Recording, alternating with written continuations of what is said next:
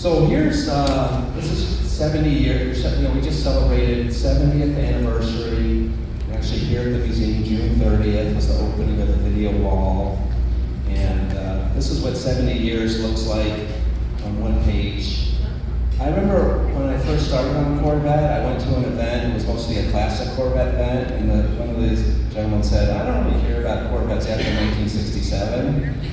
So that's like the second row when you're done. I've done a lot of cars since then. A lot of good ones. So this is the part where we get to brag about stuff. This is like my favorite part. We just brag and talk about all awards and accolades. So Corvette now, it's 3 years in a row, J.D. Power quality winners, best quality score, not only just in, well, we had on our segment 3 years in a row, but actually last year, we were the #1 model in quality across the whole industry. In every car segment, Corvette was the winner. Woo!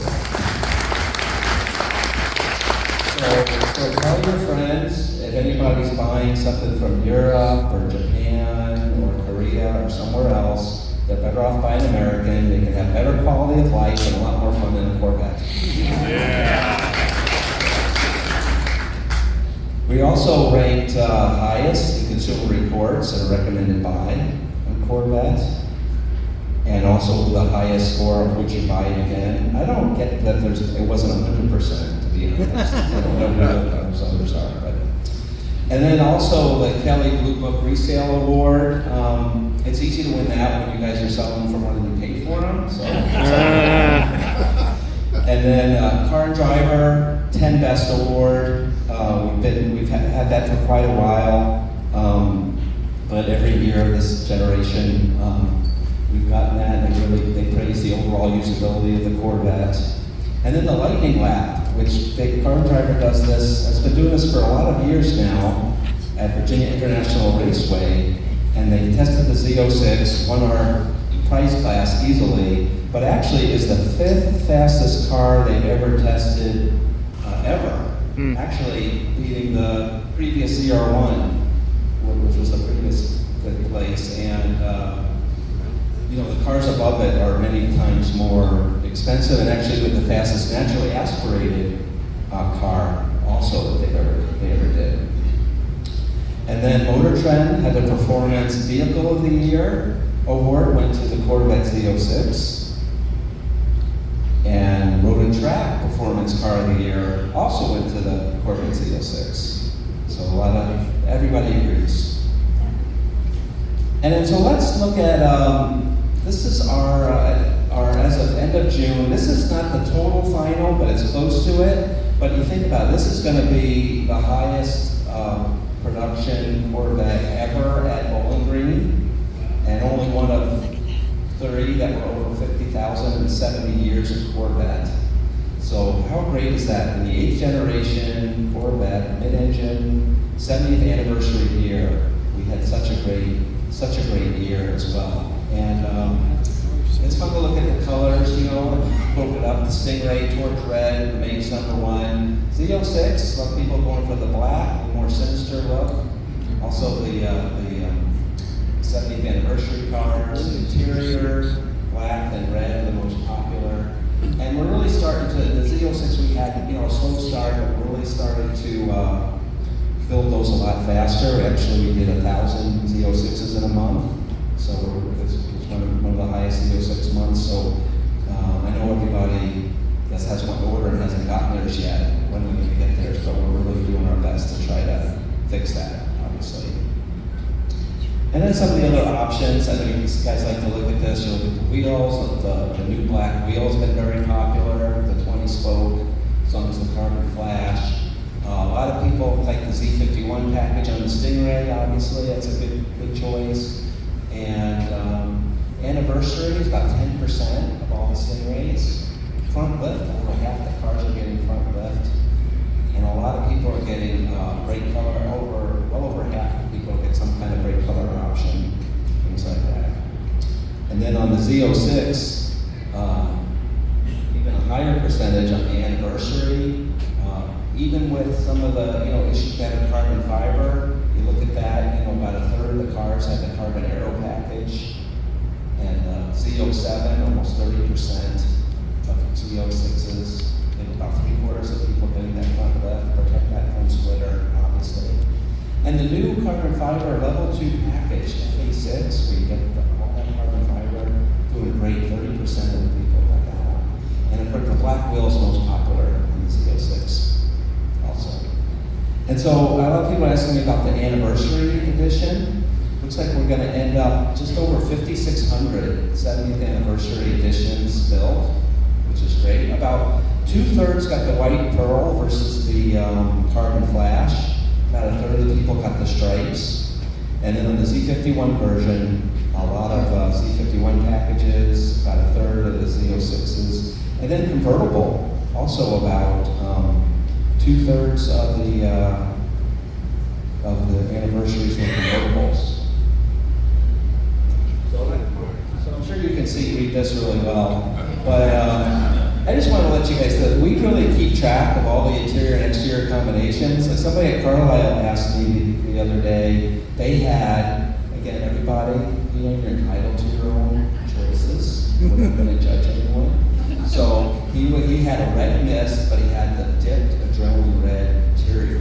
And he wanted to know, he goes, I must be the only one that got that in the Z06 convertible. And I was like, we looked it up, you're 1 of 7. There's 6 other people with the same taste as you.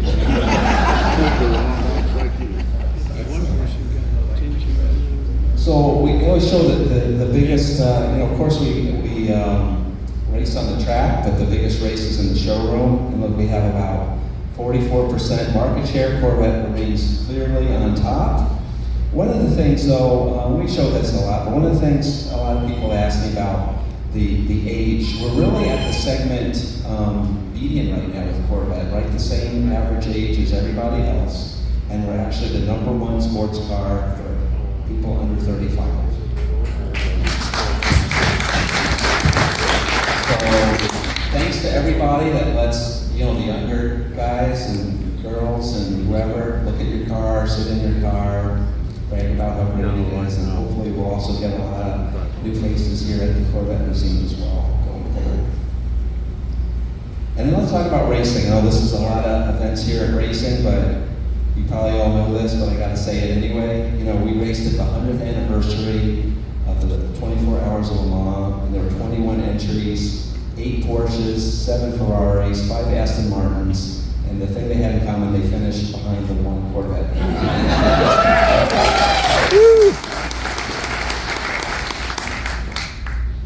So it's a great statement for Corvette. And then, they challenged us. We used to just go to the Le Mans race on that series. Of course, we raced the IMSA. Oh, this came out weird. Anyway, slides a little funky. But anyway, the point is we won it was 2 races to go. We won the World Endurance Championship. So that's the global World Endurance Championship for sports cars. That's a world championship for Chevrolet and Corvette. I don't know if we've ever had that before. We won the IMSA, which is mostly a North American one. And actually we won at VIR last weekend, so we're still alive for the IMSA GT Le Mans Pro Champion, or GT Daytona, Pro Champion as well. So, and then we got the next year's car right on display here, the new Z06 GT3R. And of course, talked a lot of people. We have the configurator online, so you can design your E-Ray online right now, as well as all the other 24 Corvettes. We have a lot of fun doing that at Chevy.com.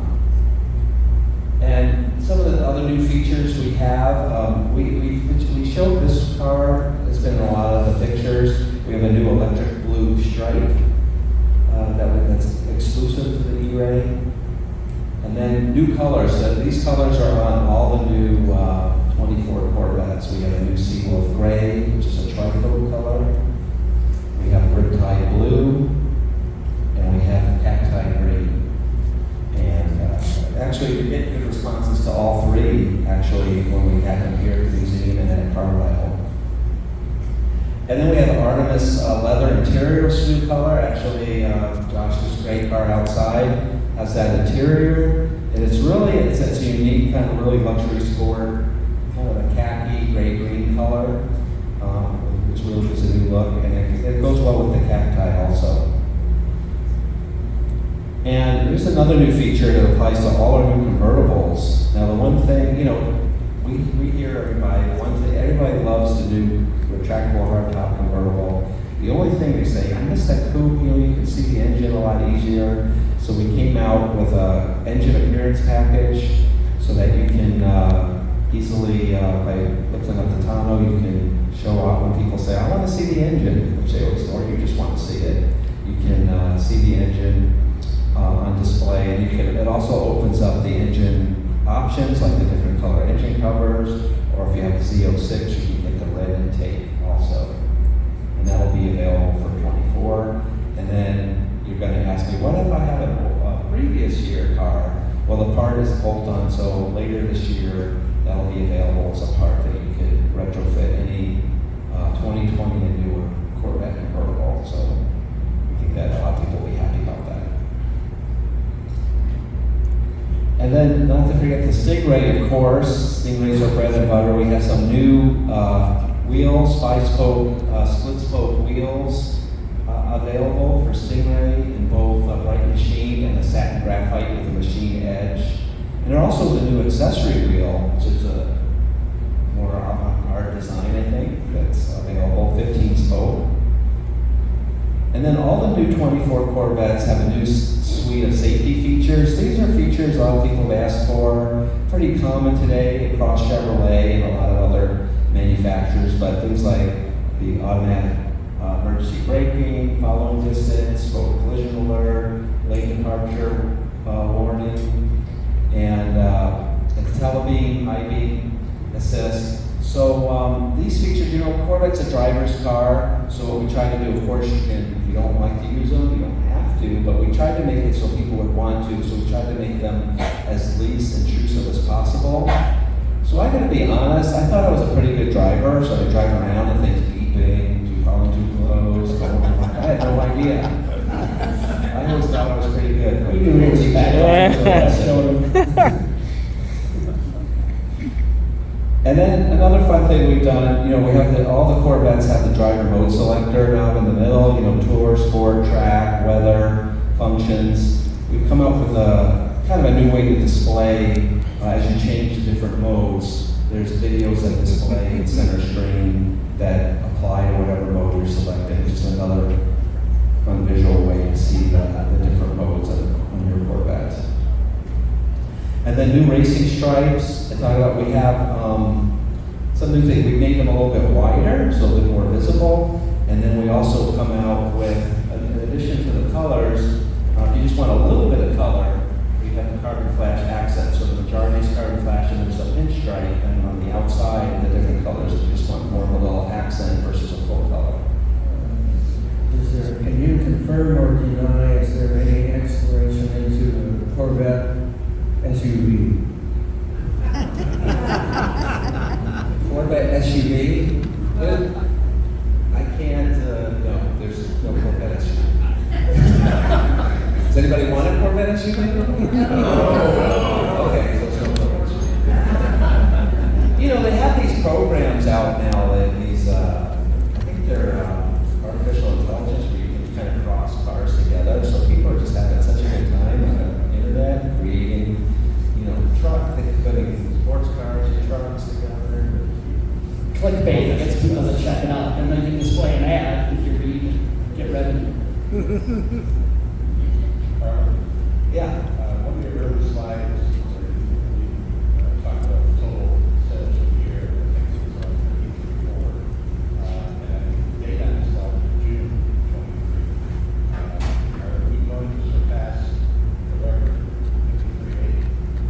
53.8? That's a good question on the record. So I think we're definitely got the Bowling Green record. The highest was in 79. I should have done the quiz, I forgot. So I was thinking this people.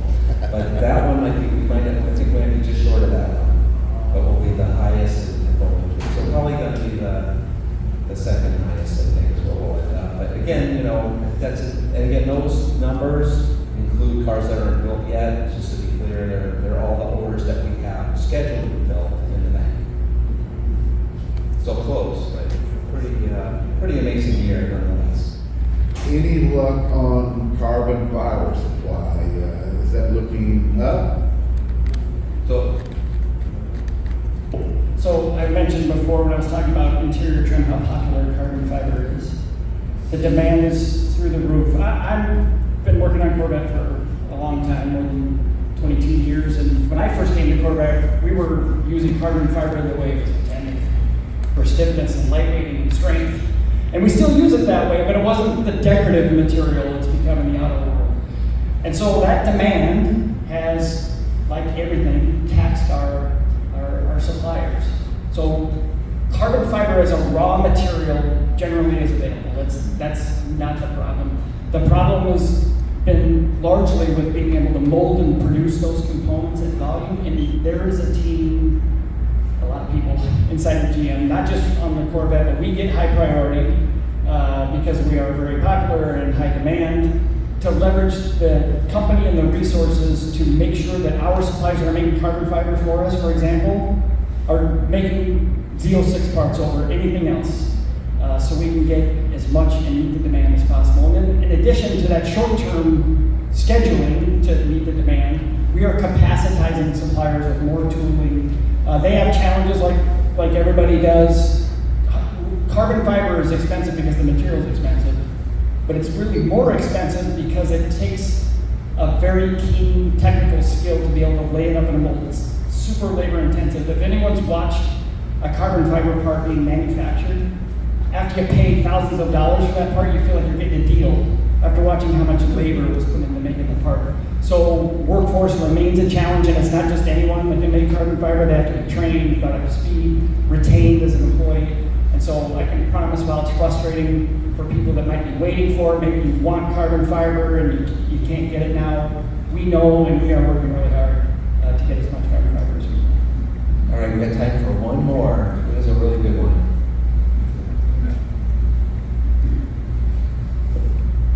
When are you going to start building the 24 models? I mean, there's two questions. When are you going to start building the Stingrays? And then when are you going to start building the E-Ray? Very soon. I looked down at Ray and he just validated it. We are going to start building 24s very soon. First, we got to get the 23s done. We'll finish those and then we'll go right to 24. When is spring? Next week? Next month? Not next month, but not next week. How's that? When do we get allocations for E-Rays? When do we get allocation? So for 24, it's going to, we're going to start Stingray, Z06, then E-Ray. So E-Ray is a little bit after the rest. So you can submit orders to the dealership for E-Rays right now, and they'll probably